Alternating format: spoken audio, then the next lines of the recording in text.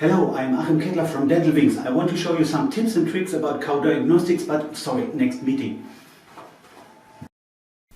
Hello, when you are new to coDiagnostiX, you make your first registration to caseXchange.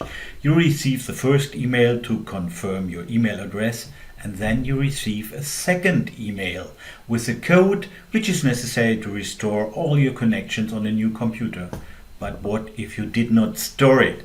There is a small possibility to find it on your old computer. Go on caseXchange, then here go on Edit Online Registration, and here you have the possibility to go one step back, and here you find your registration code.